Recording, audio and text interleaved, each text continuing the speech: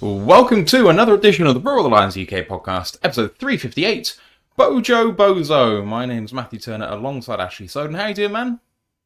Doing okay. It's been a long week for me, obviously, partly getting over the doldrums of Sunday afternoon/night. But, week two now, put that in the back of our minds as much as we can and just focus on beating down Benedict because traitors, they get stitches from us. We are talking Bears preview this afternoon. Hope you're all well in the chat and in the audio show. It's been a difficult week trying to get over the Green Bay performance and then, of course, having to watch them win again on Thursday night. Ash, I mean, they did it to us and then they went and did it to a team that was in the NFC Championship game last year, famously. Yeah. That Jaden Reed is down for the season. That's obviously not great for them, given that, they don't have what? They're saying he's going to be back November. Oh, okay. Well, I mean, it's not going to be positive at least, but there we go. True. It's not easy watching Green Bay be good again. Yeah, exactly. Especially since I saw their inactives come out last night and both Aaron Banks and Zach Tom were out. And I was like, so they're going to be down to the slight second stringers there. The pass protection won't be as good. And the Commanders, for as much as their defense at points is mid, I'm talking about you, Marshall and Lattimore, their interior defensive line is quite deep. So I was like, oh, they actually might be able to get some pressure on Love. So I stupidly changed my pick on NFL Pick Watch, join our league, to the Commanders. And now I'm ruining that. Thanks a lot, you bastards. I had to put it as the Commanders before that happened, before the inactives came out. So how stupid do I feel? God, but yeah, and also it pains me because Jalen Daniels was starting QB in most of my fantasy leagues. I'm an idiot. But yeah, it makes me feel slightly better about it. The fact that they managed to do it to two really good offenses, and then you see the thing they will probably get beaten up coming day later down the season when teams start to figure something out. But right now, the defensive game plan they have paired with the fact they can usually get ahead in games, works really well for them. Well, I do like Jeff Hadley as much as I like roasting some of the players we have on their defense. He's a really good defensive coordinator. He knows how to develop players. Look what he did at Boston College. So fair play to them. It means that, yeah, we've actually got more of a fight for the division than, expecting a couple of weeks ago, though. As we'll get onto in a bit, the other two teams in the division might be a bit, weaker than the Packers.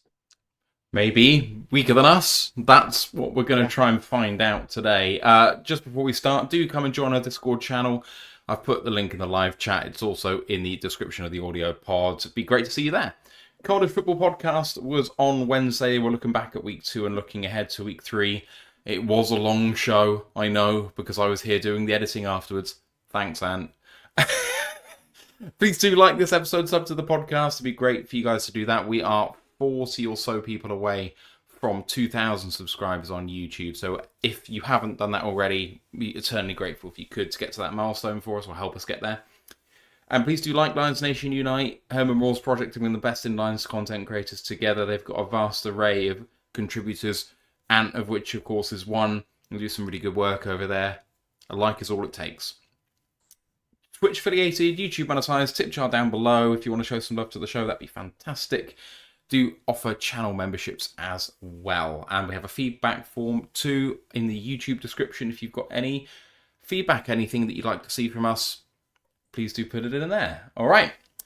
Just a little bit of news, just kind of taking from John Morton's presser, but I don't want to say he's digging his own grave, Ash, but he said, the run game problems are a, quote, easy fix. He said he expects Decker to play despite not practicing this week. That came on Thursday, so before Decker's no practice today. And he also said that Isaac Teslar's role will be expanded. Now, Ash, that last one I would hope is a given, but it's also something very much under his control. The other two, not so much. I really hope he's right on both of them, but that run game might hinge on whether Decker plays or not, at least in part. And, if it was such an easy fix, why was there no fucking fix in week 1? Yeah. So start the last month of Tesla one. Like he does have the out that obviously Tesla was ill last week in for a portion of practice. His one, admittedly only one day, but I think it was the Wednesday, which traditionally, given what we know about the team, that is the day they start installing the game plans. Obviously, if he's not there, they're not really going to, just install plays with like a player like Khalif. Then suddenly he has to walk in the next day and then learn all these plays. So he probably adjusted the game plan to have him in those sort of package roles that could easily install him in. That's why he only got 3 snaps in passing situations. Obviously, the touchdown, which I have now added to my collection of Lions photos that flashes up on my watch as the background. Perfect picture. But also the one where I think it was the throwaway to Amon Ra in their red zone, the end zone, where he's open if Goff was able to get back through his progressions. So I'm there for it. And, if it happens, this is a good week for it to happen because given how their defense is looking right now and how their corners are, he might be able to out physical their cornerback two on the outside, which is a famous person that you might remember from last year in a certain play against the Commanders. So I'm all there for Tesla sort of coming back. And with the run game stuff, I know he says it's an easy fix. I think that's because it's down to the communication. So the infamous example everyone's using right now is that play where Goff is nearly safetied in the end zone by Gary, and then we run that halfback dive to Monty that goes nowhere. You find that it comes out after the fact. So first you see the screenshot and you can see that Ratledge and Graham both pulled to block the same person, which leaves Colby Wooden unblocked to make the tackle for like 1 yard.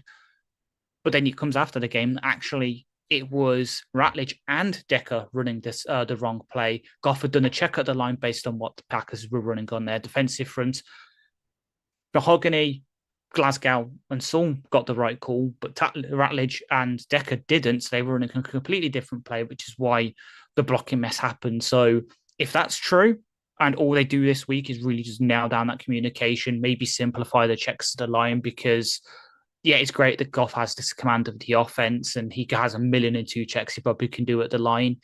With a guy who is a bit rusty at centre, is perhaps not the best at centre, and you've got 2 rookies in inverted commas and Mahogany and Ratledge starting next to him, maybe just for a couple of weeks until maybe the bye.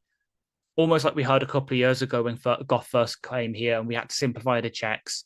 Just do that again. Make it so you have 1 kill. If it's a pass or run play, just simplify it, because otherwise, yeah, we can have stuff like that again. And maybe not this week against the Bears, but next week against the Ravens, where they've got a pretty decent interior defensive line. It could be struggle town again. And then with Decker, yeah, it might be cross signals. I know Decker says he really wants to play. Morton says he really expects him to play, but then Dan today comes out and says we can't fully guarantee it. He obviously hasn't practiced, and if it's the same shoulder, surely, and I do agree that the team should do it if they need to, we should hold Decker out for this week, because we've got an extra day of rest next week because we're playing Monday Night Football. Have him ready for that, because we need him here for the long term. So playing him today and it gets even worse. So he's on IR. We're mega screwed. Like, we think we're screwed not playing Decker for 1 game. Imagine him missing a month, 2 months, potentially more. We'll be really, really screwed. I think my problem with the easy fix quote are not as to whether it's an easy fix or not. If Dan said it, he has built credibility here. He's been here long enough that you take him at face value. John Morton hasn't built up that sort of goodwill yet. And if Dan Campbell gets that wrong, people say to him, you got that wrong, and you say, yeah, I got it wrong. And no one's going to think twice. But being a coordinator, being in front of the podium, part of your job is being a little bit of a politician in terms of not saying nothing, but sometimes you ham it up a bit. Like, well, yeah, no, we didn't get it right, and, it's going to be tough, but we're going to give it a good go. We're going to really focus on that this week, and let's see what happens. But you set himself up for failure.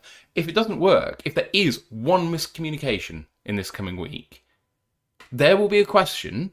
I'm not going to say from who, but I can think of a couple of candidates in the press room who are going to say, John, I thought you said it was going to be an easy fix. What's going on, mate? Like, he's setting himself up to fail by trivializing what was a massive problem. So Yeah, I'm sure he's right. Like, he's just telling the truth. And in some ways, I like that because it's transparent, but it's idiotic. Like, you don't have to be that way. You can just say, it's a difficult fix. I know what we're going to try and do.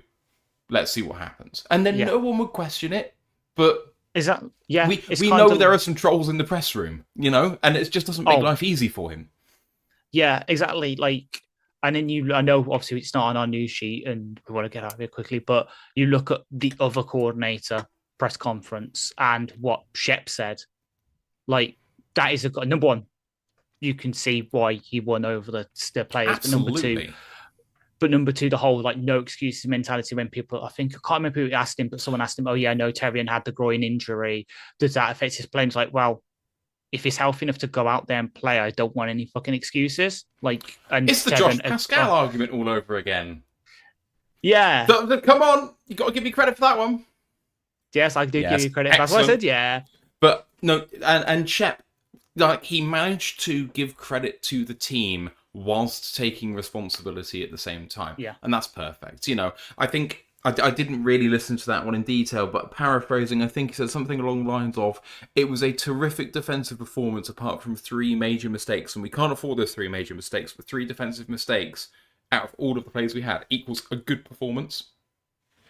yeah. Is that basically the gist of what was Pretty said? much, yes. Yeah. So obviously the one that sticks out, and watching it back, I was kind of wrong on the live watch along when I said it. I think on the review, was obviously the big throw to Dobbs where Reed and Arnold were there. We were there. It's just for some reason Kirby was 20 yards, like just backtracking. He was like 20 yards off. Like, what if that's in the play call? Scrap that, please. It's like with the dropping edge rushes into coverage. Those are the sort of kind of mistakes, and it's luckily if it hit that, it is kind of don't drop your best edge rushers into coverage on third down. Don't have it so your single high safety is so far back that they're basically trying to cover a Hail Mary when it's not that situation. Those are easy fixes.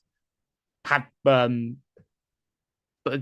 him, it then comes down to the personnel. Like, as I've put in the YouTube comments, I know everyone's wanting an edge rusher, and I know obviously like the Clowney going to visit the Cowboys and that. We're really missing an interior penetrator, and hopefully Wingo can be that this week. Supposedly he's looking good. Fingers crossed.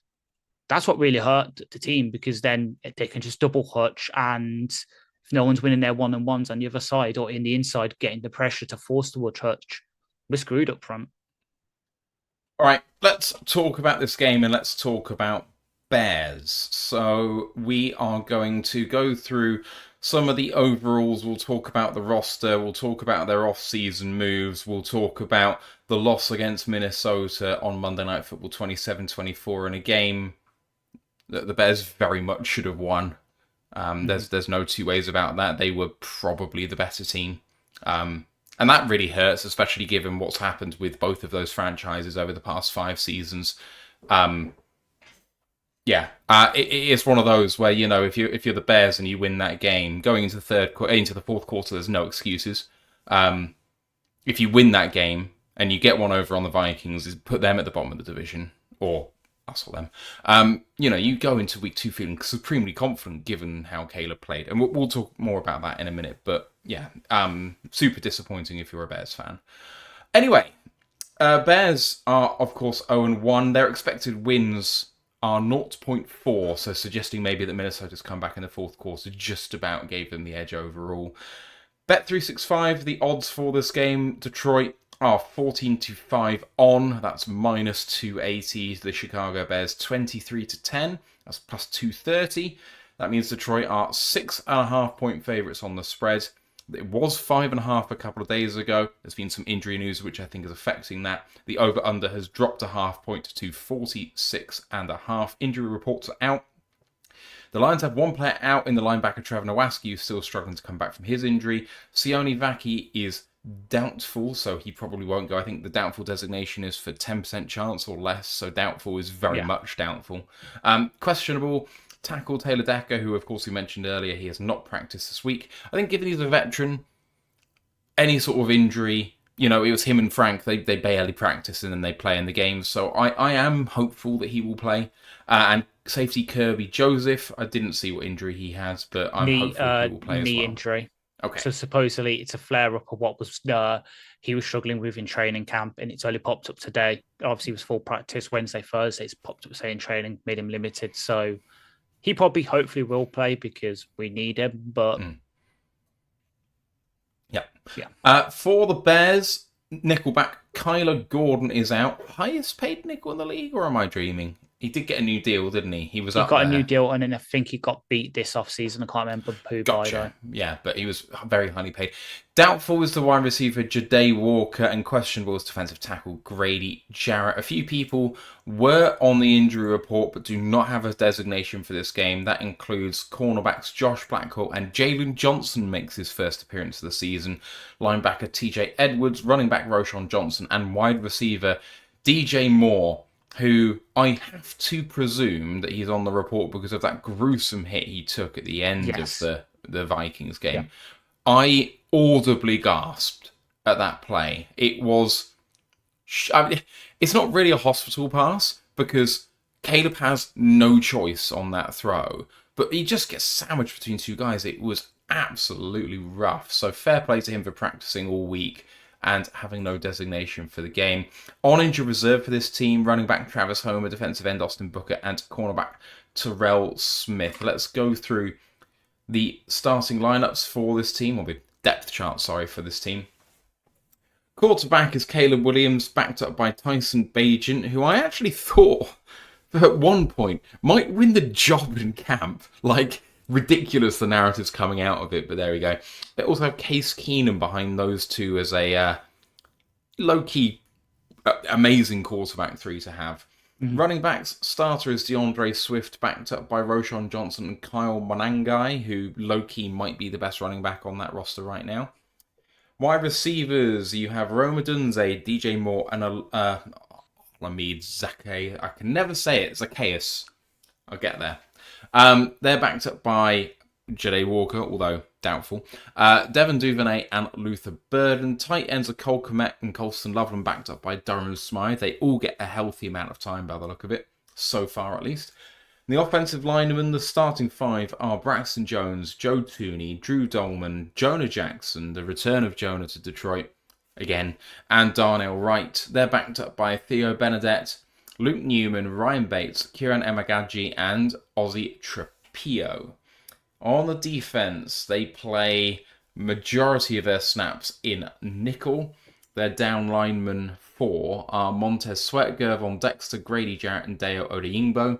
They're backed up by Daniel Hardy, Andrew Billings, Chris Williams, Dominic Robinson, and Shamar Turner.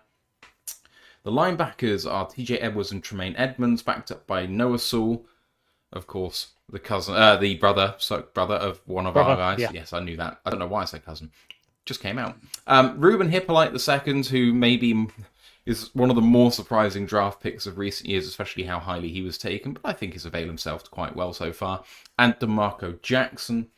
And then nickelbacks would be Kyler Gordon, but he can't go, so he is going to allow Nick McLeod to have his second go at it, with Josh Blackwell behind him.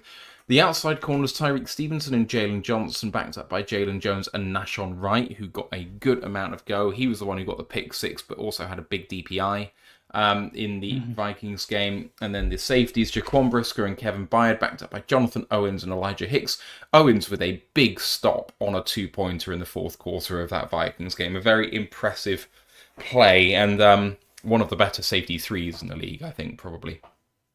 The specialists, the league's best punter, maybe not, Torrey Taylor. Cairo Santos is the kicker, but will he be? Because Jake Moody has been signed, I think, to be on the practice squad as his backup. Cairo did miss a field goal wide right in this game. Moody comes back to Detroit if he does play. I don't think he will. Scott Daly, though, is very much coming back, the long snapper.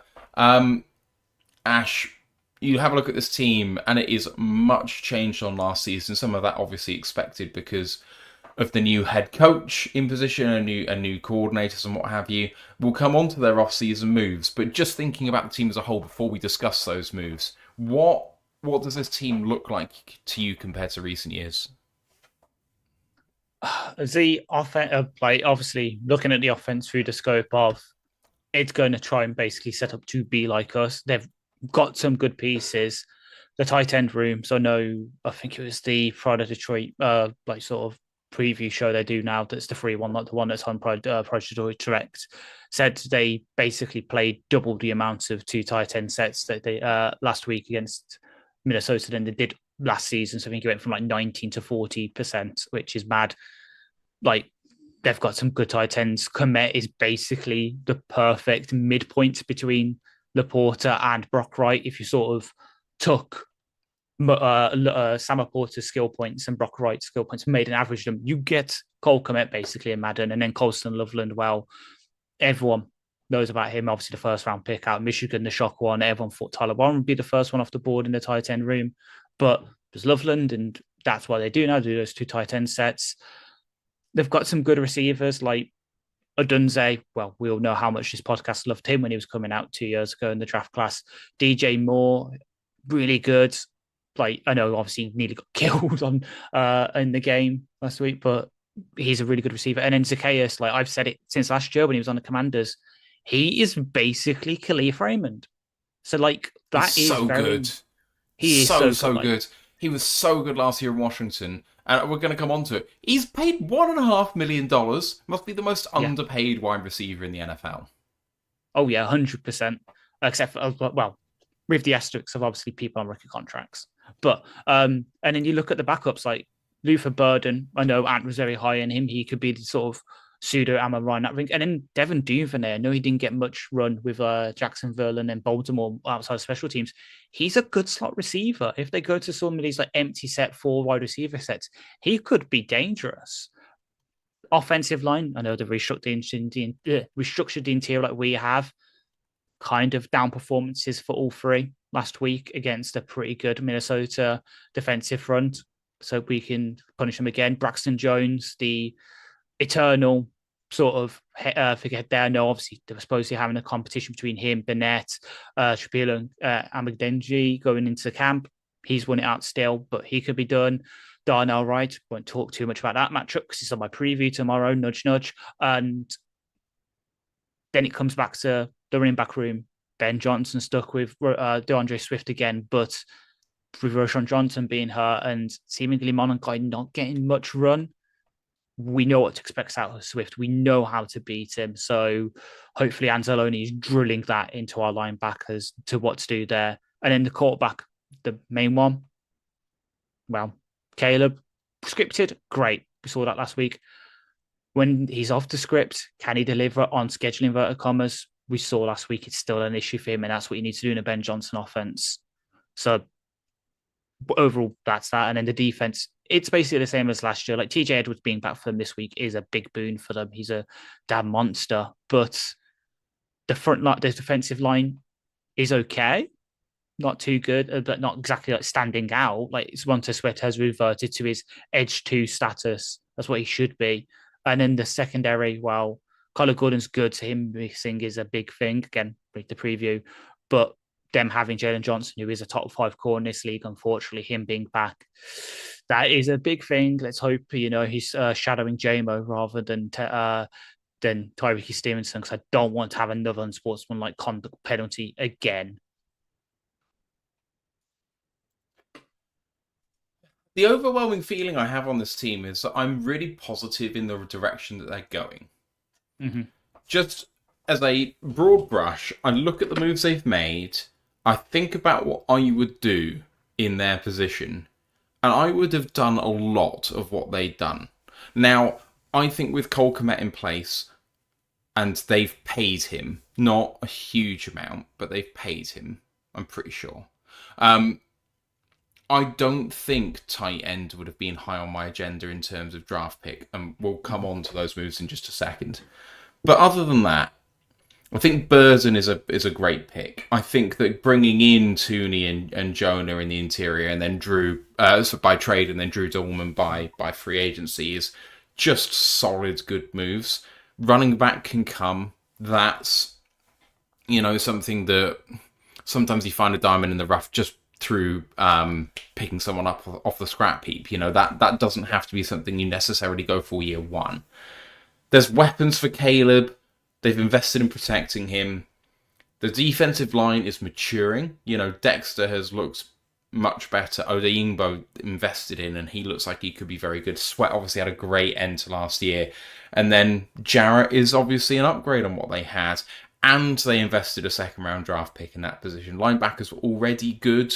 They did lose someone that I really, really liked, and we'll come on to that in a second. And then the DB room, it does look significantly weaker when Jalen Johnson and Kyler Gordon aren't out there. But it's one of the best DB groups in the division. If you think about the Packers, they got no one. If you think about the Vikings, they've not really got many. I mean, one that can hold a candle to this.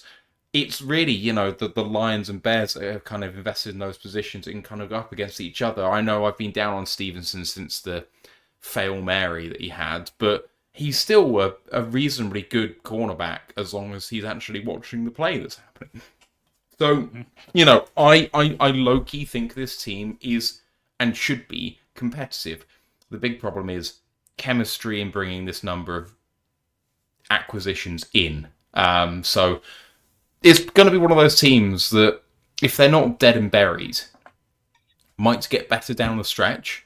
They need to be trading wins and losses at this point. They need to be sticking around 500 to see if they can make a late push, if they want to be competitive year one. And if they're not, progress from last year really just has to be the aim, and I think they're going to do that. So, it's not great as a Lions fan, but, I think the moves all make sense.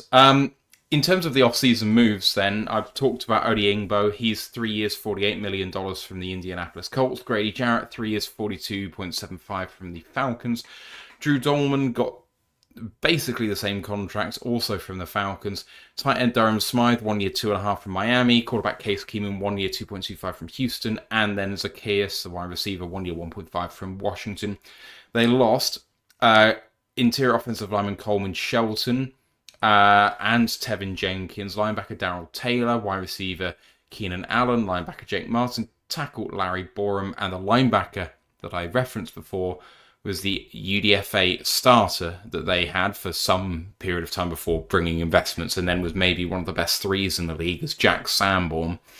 They traded a 2026 4 for Joe Tooney, and then made him one of the biggest, highest paid guards in the NFL. Already was, to be fair. And then traded a 2025 6 for Jonah Jackson from the Rams. So yeah, big investments across the board. Ash, do you like their moves as much as I do? Oh, I haven't talked about their draft, actually, as well. Sorry. Yeah. Colston Loveland, tight end, Michigan at 10. Luther Burden, wide receiver, Missouri at 39. Ozzie Trapillo, Boston College at 56, tackle. Defensive end, Shamar Turner. Defensive end? No. Interior defensive lineman, I think, isn't he, really? Mm-hmm. The 3-4 defensive end from Texas A&M at 62. Those are all second-round picks. 4th round at 132, linebacker Ruben Hippolyte from Maryland. 5th round, 169, cornerback Zar Frazier from UTSA. I think a lot of Lions fans wanted him. He's on the NFI at the moment. He's not active. 6th round at 195 is the guard Luke Newman from Michigan State. And the 7th round, 233, running back Kyle Monangai from Rutgers. Anyway, same question. Do you like the moves they've made since Ben Johnson came in? Some of them, yes. Some of them, no. So let's start with the draft, because obviously that's the sort of big one. The infusion of talent they really needed. Loveland, I really like in their system. He will be their Sam Laporta. Great. They've got their Sam Laporta. Luther Burden is him trying to get his Amon-Ra St. Brown. Shapiro is him trying to get his own Penei Sewell. He will probably next year, in a couple of years, maybe slot into one of the tackle spots, and you have Darnell Wright and Shapiro. That is a good potential tackle duo, especially for run blocking. Shamar Turner, rotational defensive line piece. Hippolyte, what were they thinking? That's what we all thought when they drafted him. Let's see. Might just be an athletic special teams guy, but whatever. Zar Frazier, yeah, I did really like in the draft as well. Like, I know Ant and Roy also loved him, having watched the Roadrunners for a good couple of years. Him being on NFI is good news for us, because it means we don't have to face him. It means if there is, like, they have to have a cornerback. Let's say Jalen Johnson just halfway through the game, he's having a Terry Arnold. His groin's gone to him. The injury's playing up for him. He needs to go out. They get significantly weaker corner. Having him there potentially to come in would have stabilized that cornerback room for them. Newman, rotational guy, and Amon guy is really good, but so like most of the running backs in this league at this point. So him being buried on their depth chart's not good. I like that. I actually like their draft. Like, don't exactly love it. Obviously, the middle one to Turnip, like, and then Newman maybe lower it a bit for me. But good draft, good infusion attack, especially on offensive side of the ball where Ben's going to be able to play with those players.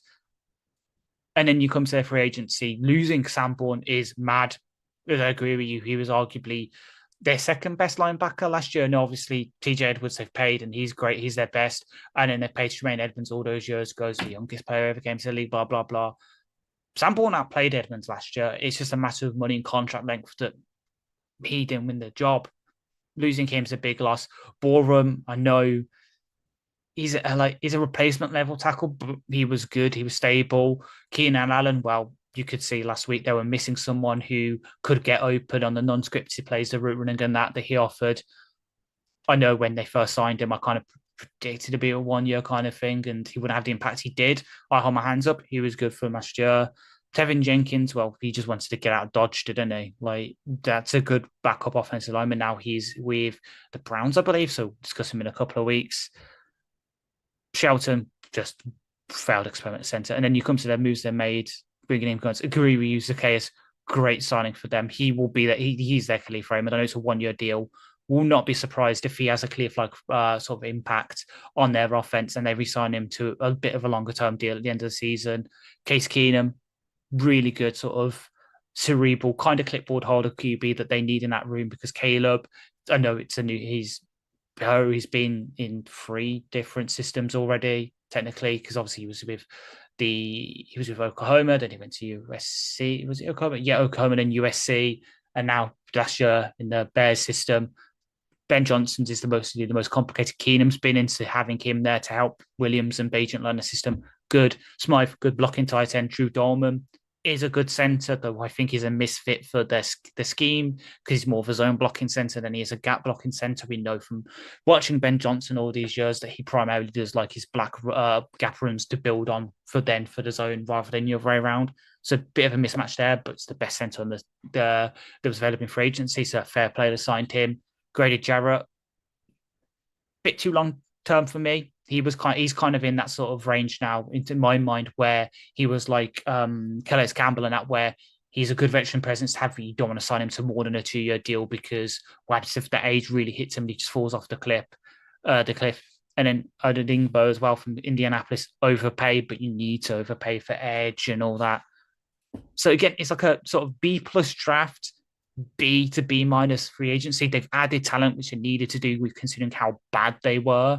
But is it going to be enough to, really contend, have that talent too, as we saw with Monday Night Football as we get into when it was scripted with scripted plays? They did great as soon as we went off to that and they were starting to go into the game flow and it wasn't rehearsed. You saw the Vikings talent win out, and that's something that hopefully, touch wood and everything, that will happen again for us on Sunday. But as a sort of basis, looking back at it as if it's like where we were a couple of years ago when Dan and Brad started, they've done very similar, bringing in some veteran guys, some low-level guys that might have upside, and then getting rid of some of the guys who, they could have signed some massive contracts, but they just weren't in the position to do that financially. Let's talk about the Vikings game before we talk about the matchup for this team against the Lions. This game got off to a hot start for the Bears. They went on a 10-play drive to score the game's first points after forcing a 3-and-out and took that lead into the first quarter 7-0. The Vikings hit back with a field goal before the Bears got a field goal of their own. The Bears actually gave up a field goal in the final 24 seconds of this game by giving up a one-play 28-yard pass, allowing a field goal with 11 seconds to go. It was reminiscent of the Lions in end-of-game situations in years gone by, 4 or 5 years ago, where you go, oh, we're just going to sit deep and they're just going to pump the ball long and there's nothing we can do to stop it. It was a poor example of how to allow the other team to put points on the board. And when the end result is a 3-point loss, those 3 points are gotta hurt. Going into the third quarter, you think maybe the Vikings have some momentum because of that, and they force the Bears to go 3-and-out. But 3 plays later is a pick six, a wonderful play by Nation Wright.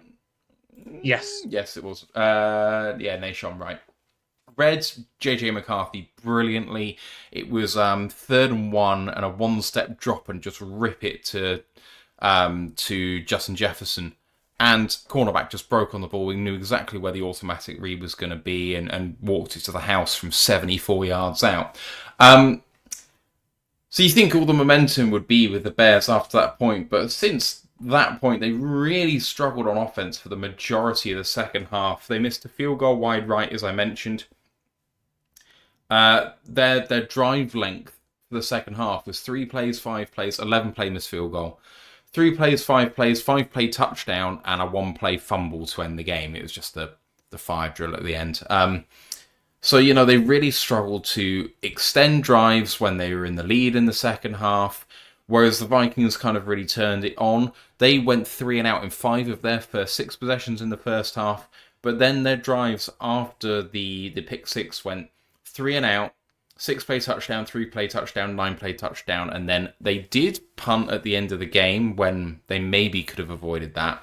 So, it was really a game of 2 halves. Both teams had their chances, and the Bears kind of took field goals when they could have gone for touchdowns. They did go for one where they could have gone for a field goal and perhaps should, and left 3 points on the board.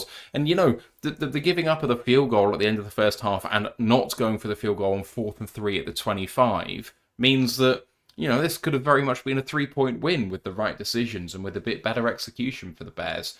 But we'll talk about some of the more meaningful points of this game, Ash. But what did you think of the first Monday Night Football of the year? Unfortunately, I didn't get to see too much of it because I did fall asleep at halftime, but as it says, as I've alluded to quite a few times, and quite a lot of places have, so it's not just my opinion.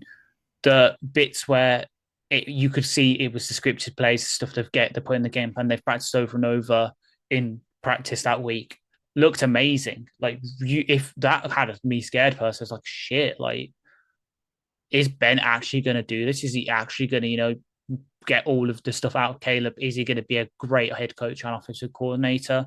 Like, damn, like, maybe, at least offensively, it does look a bit rough.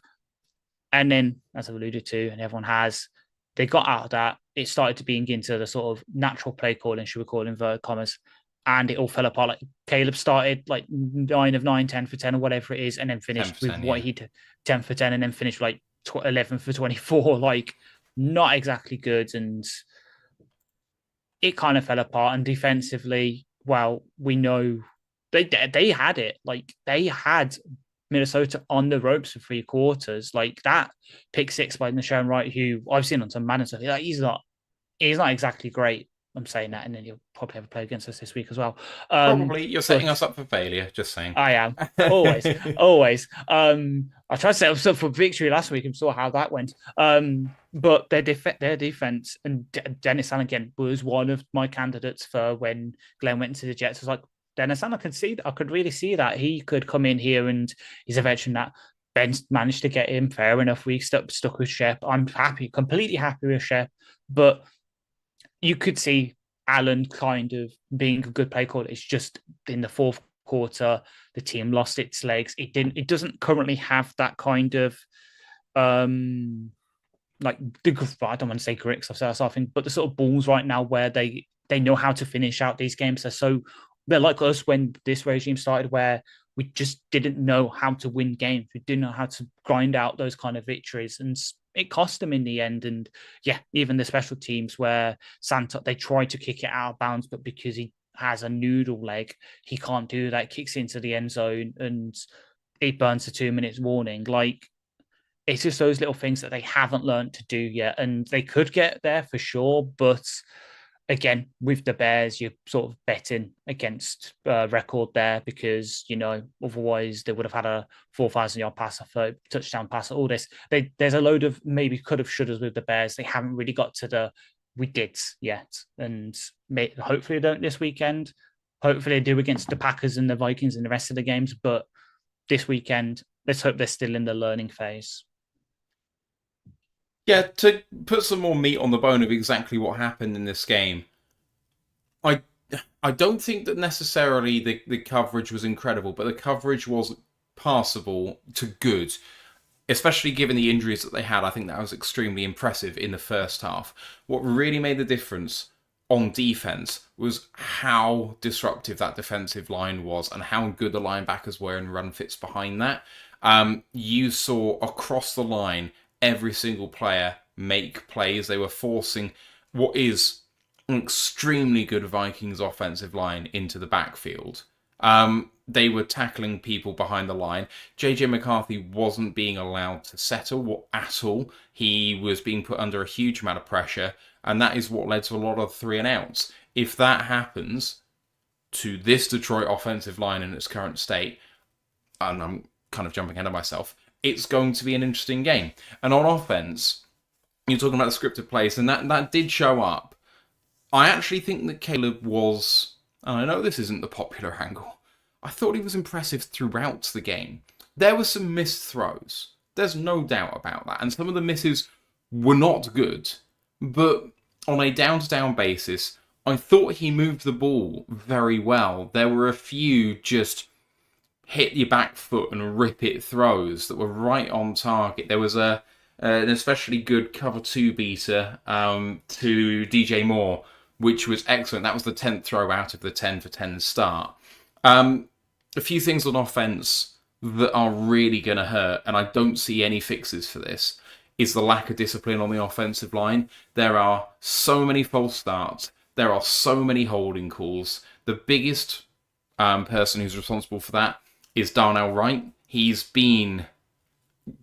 a good offensive lineman when he doesn't get penalties. But, that if an offensive lineman gets penalties, you're in 1st and 20. You can't live in that world, and Darnell Wright just gives away those holding penalties because he's a bit grabby sometimes, or he does. He had 2 false starts in this game, but Braxton Jones had a false start, DJ Moore had a false start, and they consistently in the second half were putting themselves in poor positions, and it's not winning football. So that's quite The offensive line has had lots of investment. It didn't get a lot of push at all.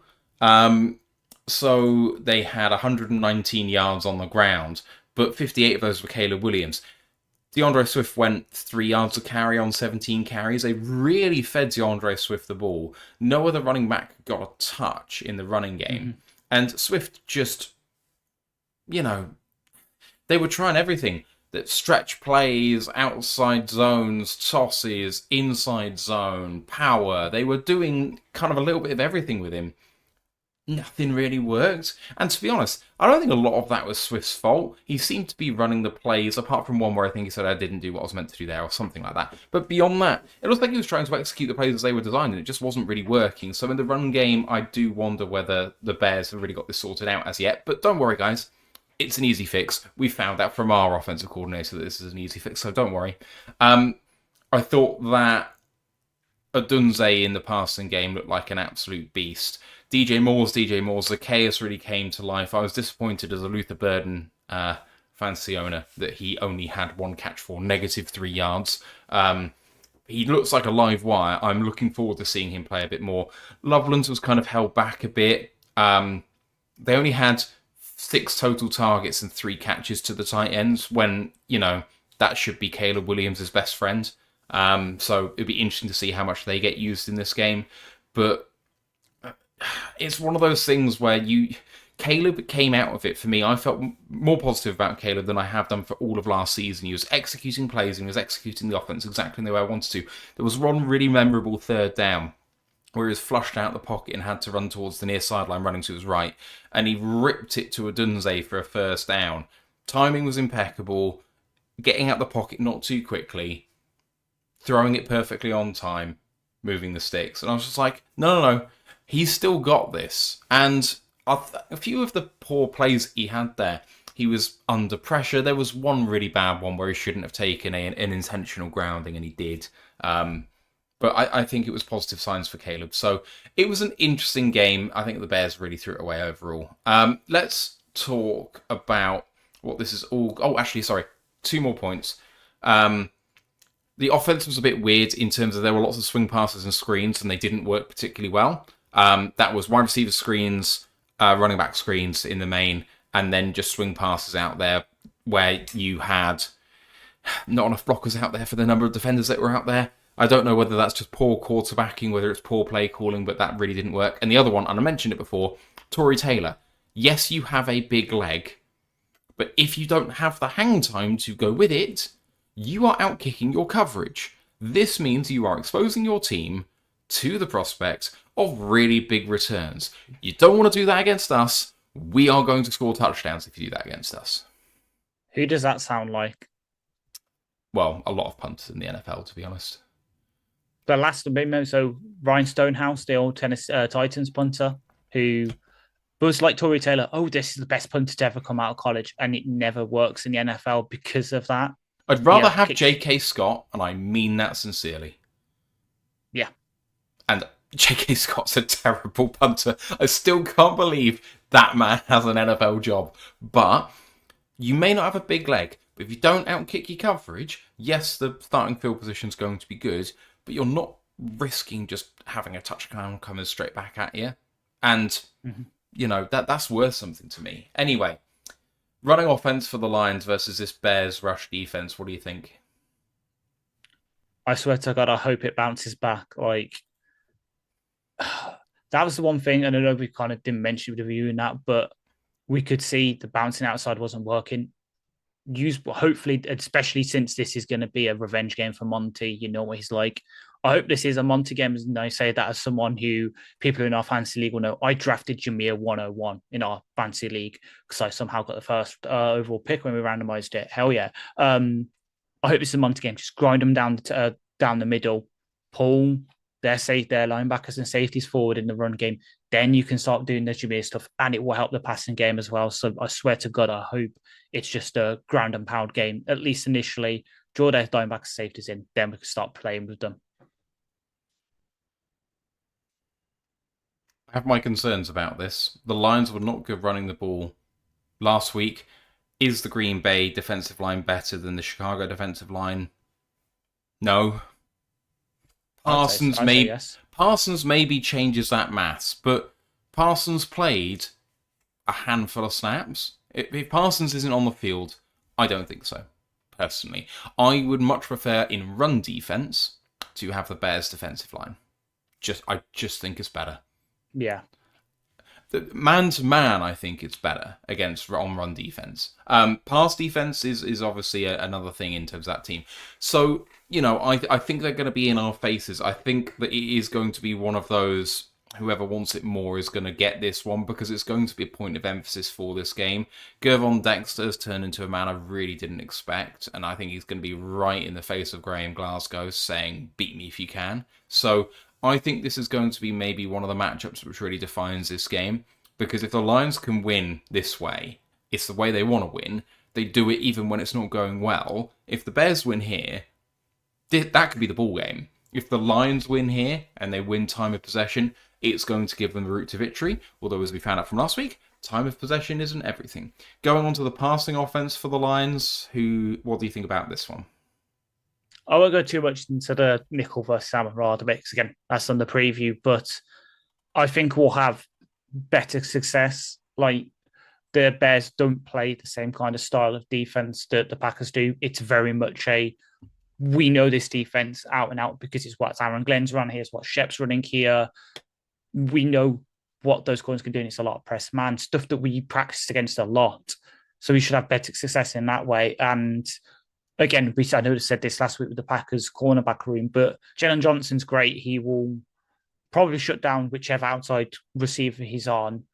But the other guy, be it in a hope, half of me hopes it is JMO versus Tyreek Stevenson, just so JMO can win that side of the battle again. But at the same time, we saw what happened when they faced up last year, 2 unsportsmanlike conduct penalties on JMO.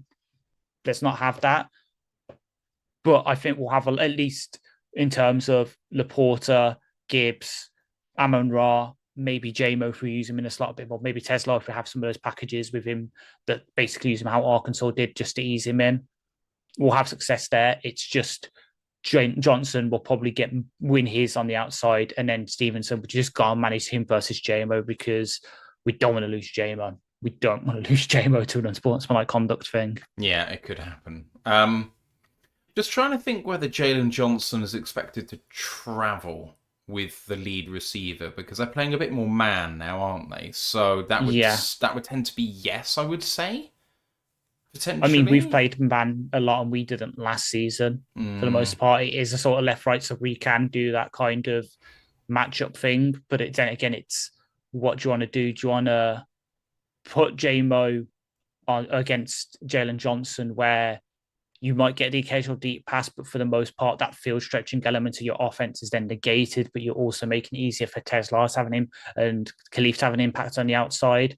Or do you just go, right, okay, the real target match one target here is Stevenson versus JMO, because JMO will be that little extra fired up to beat him. You get that field stretching element, but then you're basically turning most of your plays into three-quarter, half-field reads, because you know Tesla and Khalif are going to just get shut down by Jalen Johnson. That is a big question. So Bailey, our resident Bears fan in the chat, says that Jalen Johnson has never travelled in his life, but Dennis Allen said it was the plan with him this year. Who knows if he does that, having not been healthy for over a month straight away. I do wonder whether they'll do it or not. If they do, I'm really interested to find out who, because, you know, do you put him on Amon-Ra? I know that would be a weird thing to do, but the thing is, Amon-Ra is what this offense really flows through. When the Lions couldn't run the ball, he was the only way we were converting third downs against the Packers. So do you just go, best receiver, best cornerback, go at it? If they do that, it's a really, really interesting matchup, because I kind of think that whoever else he could go up against on the outside presents him a really interesting problem. JMO's speed and the precision that he now has in his route running will cause most cornerbacks problems in the NFL. I think even someone of Jalen Johnson's caliber, and I don't say that lightly considering how much I've trashed him in the past, I think that JMO would give him trouble. But Tesla's height and physicality are going to give a lot of cornerbacks problems as well. And I do wonder how much Tesla actually sees the field. But, you know, so JMO versus Tyreek obviously is going to be the really interesting matchup. Can you afford to have him go up against Tesla given the height disparity? Probably not. Yeah. So you get Jalen probably has to go up against Tesla, and Stevenson has to go up against JMO. So I don't know. Then, it's a tough pill to swallow either way to go up against that unit, which means the defensive line kind of has to win up front.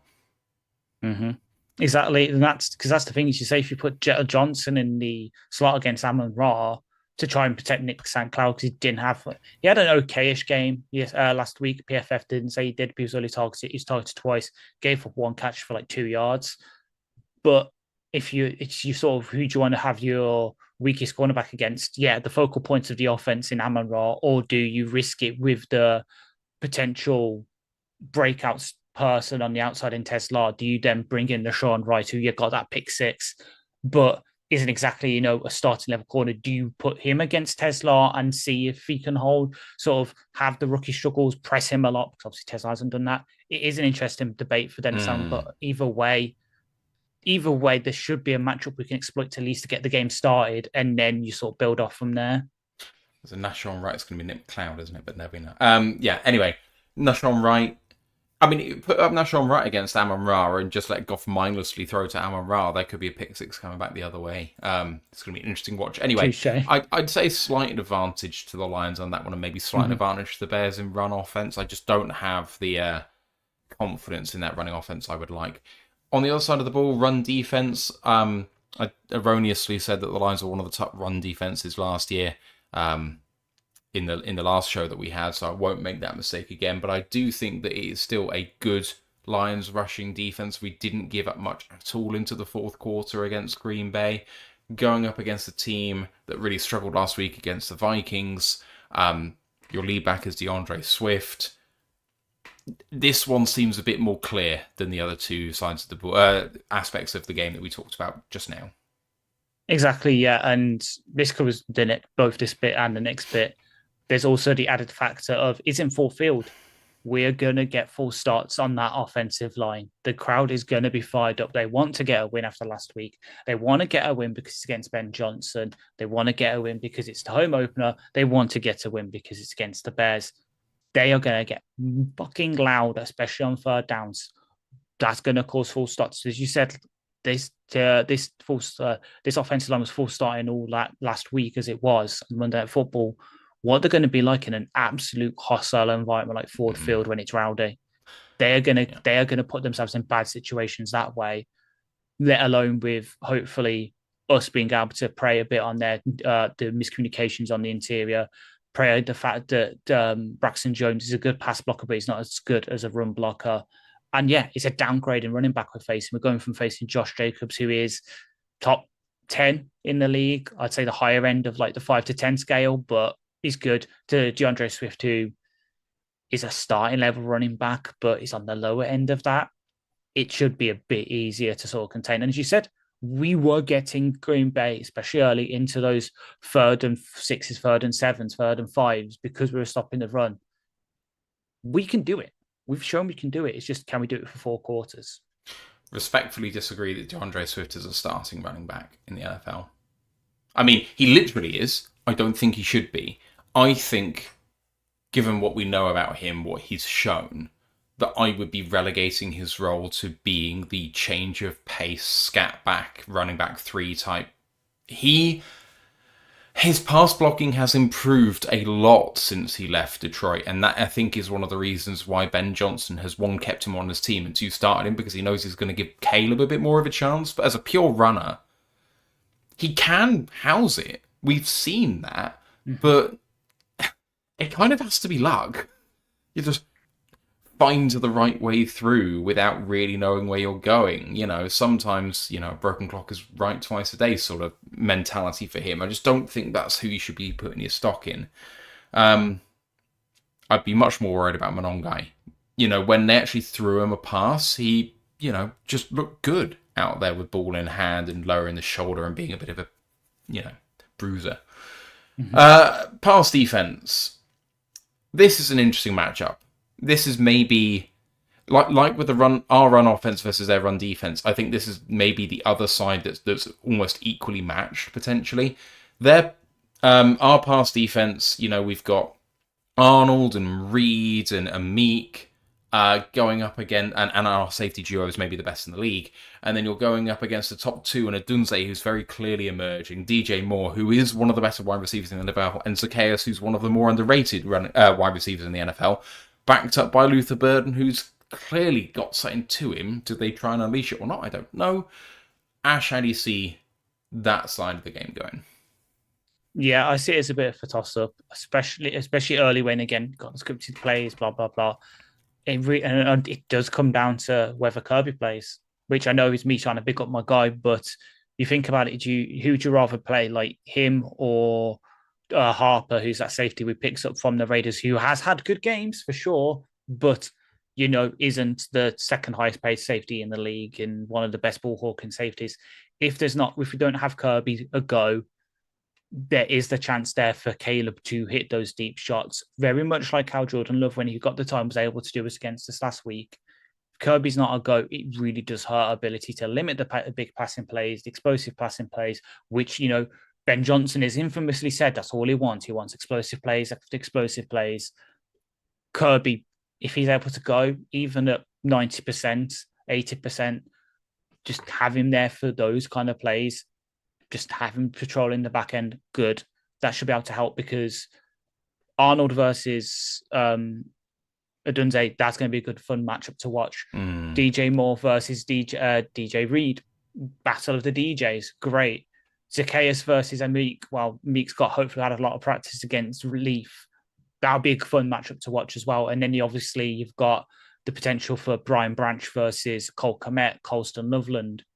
There's a load of really good matchups in there. It's just, can we stop the big explosive plays? Basically force them to play like the Packers forced us to play last week, where we cut off the deep stuff, got dink and dunk it down, and force Caleb to make a mistake. Because that's the thing. He's a second year pro, new system. He will make a mistake at some point. It's whether we can play on that, like we should have done last week against Love, where the back-to-back plays of the Anzalone dropped interception, then the Brian Branch pick six. We need to convert those because that will definitely help. A little bit of breaking NFC North news. JJ McCarthy and his fiancée have announced the birth of their first child, called Rome Micah McCarthy. And I'm sure the irony of having two names in there named after players both in rival teams in the NFC North is quite fun. Of course, Rome wasn't built in a day, although this one clearly was. And then... and then, yeah, Micah Parsons. Really, JJ. I mean, I didn't realise that 15-year-olds can actually get someone pregnant, because he still does look like he's a child. But never mind. Congrats, JJ. I do mean that sincerely, but he is. I know he is such a baby face. Yeah, like I can't remember who said it, but basically, so like you look at JJ McCarthy with Scott his helmet on, he does look like Kevin O'Connell's son. Yeah, he does. Like, it's mad. It's definitely true. Right, getting back on topic, we've gone through all the 4 aspects of this game. We haven't talked special teams. I think it's going to be an interesting matchup on that side of the ball too. I mean, Tory Taylor, as Bailey put in the chat after I talked about him before and saying he outkicks his coverage, he also says he's a prime suspect to have the punts blocked because he's really slow at getting the kick off. He did have a partially blocked punt in the Vikings game late on. They were kicking almost near midfield, and it was only a 25-yard punt because of a block. Could have gone a lot worse. So you got Tory Taylor out there. What I think is otherwise a reasonably good coverage unit for the Bears is just that the blooming punter doesn't give him a chance. Otherwise, Cairo Santos, not the best kicker in the world. He, I think, has the leg to be an NFL kicker. Not in terms of the length, but I just think he's a fairly reliable guy. I think that kicking at Soldier Field is not easy. But if you have a look at the Lions, I think Fox is clearly the better punter who just has much better hang time on his kicks. And, of course, Jake Bates he's up there with the best kickers in the league right now because he's sorted out his accuracy issue, especially from short range, and he kicks the long ones too. The big question, though, Ash, is about punt coverage, kick coverage for the Lions, which just continues to be an issue.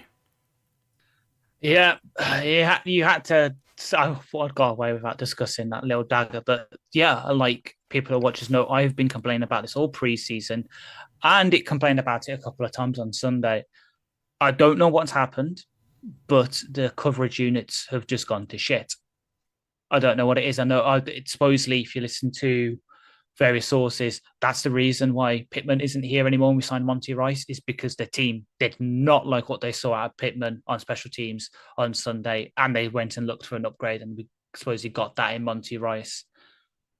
It is a thing with like Duvernay, who is their kick return and punt returner. So good. Duvernay is so good. He's such a good fucking returner, and we can't risk it. I know we kind of got away with some maybe last week against the Packers in terms of the returns. We need to be better on the coverage, and we need to be better in the return game as well. As much as we love Leaf, especially that one to near the end of the first half where he was running around trying to find a hole. Just fair catch the fucker. We need the time. We just need to be better on most of the phases, even the sort of the full starts. No, obviously, supposedly Fifth looks at the one that Craig got full starting when he's pointing to the Packers guy. That was on Craig. We need to be more disciplined because that was our calling card. And that's the thing that I know I've said to Ant for years, and it kind of was true, but now it's not becoming true. That was our extra 1-2% in terms of the close games that would win us stuff. Now it's become an issue again. And while we've got the solidified 3, we've got guys who could be the best in the league at their positions. The people around them aren't exactly helping right now, and that's a big no-no. We need to sort that out. Yeah. Score prediction, my friend. Do I go? It is spoilers for tomorrow. I think I know last week I was very high and I was like, oh, blah, blah, blah, blah. If we could do it. I can see the Bears scoring stuff, especially with the schedule stuff and with the ability that Caleb has to get on the move and do stuff. So I don't see us, pitching a shutout or anything. See him scoring a couple of touchdowns. I just see us bouncing back. We need to, especially against Ben. We need to show him that we are the ones who won the breakup. So I have us winning 27-17. I got 28-24. I I just think it's going to be a bit of a seesaw game. I don't see either team pulling away from each other. I don't know whether it's going to be a game of two halves or anything like that, like the previous game was against the Vikings for the Bears, but I just think that the Lions are going to be wounded. A lot of people in various channels have talked about the fact the Lions are going to try and take revenge for the Packers' loss here. I think the Lions have that mentality going into every game. It just didn't work against the Packers. And, in some ways they're beating themselves, and they're against the Bears team that have been beating themselves for years. It's not a recipe for a great game, to be honest. But I think the Bears are going to shut down our run game. I think that we're going to shut down their run game, and it's going to come back to who has the better passing offense and who actually can get the ball off. I think that Caleb is going to have a bit more time to throw. I think that their pass rush is just slightly better than ours, but I think their coverage is going to be slightly worse. I do think that our DBs are going to rebound and not be quite as bad as they were last week. And that is just a recipe for a close game. I just back our guys because I think we're a marginally better team, but it's so marginal given where both teams are right now. Personnel-wise, I think we're better overall. But then I said the Bears are going to get better down the stretch. So, I mean, how much is that even true? So, it's one that I have as a hard-to-call game. As Mile Marker says in the chat, Monty is going to want it. That is very, very true. Exactly. And Bailey, our resident Bears fan, says 27-17 Lions for me, close first half, but then more talent pulls it out towards the end of the game. Mm-hmm. We can't have what happened to us last week and in the first couple of weeks last year where we get into the red zone and just don't convert. That's the one thing. Yeah. All right, that is going to do it for our show. College Football Podcast was on earlier on this week on Wednesday. It was a week 2 recap and a look ahead to week 3. We will be live for the Chicago Bears play-by-play on Sunday, 1 p.m. Eastern, so please join us for that. And then our review will be late on Monday for the Bears game. We will then have our Ravens preview probably on the Thursday before I take some well-earned time off in Europe for a week or so. So, got some good shows coming up. I hope you can join us for that. You can follow us on our socials on Roar of the Lions UK, YouTube, Twitch, Facebook, Instagram, Twitter, and TikTok. Follow us on the Facebook group, Detroit Lions Fans UK, One Pride Worldwide. Our friend Ryan Farden is still out there, will be for the Bears game, along with some of the guys from Germany. They're a fantastic follow, and it's good to see all of the photos I put up on there, so do join that group. The website, rotluk.com. Go and have a look at Ash's preview article when it goes up, which will probably be at some point tonight or early tomorrow, I suspect. Otherwise, thank you to the live chat for being so active. You've been excellent as always. Thank you for listening on the audio pod. Ash, great show once again, my friend. We'll see you later on in the week. Have a great weekend. See you Sunday. Let's go, Lions, One Pride. One Pride. Recording stopped.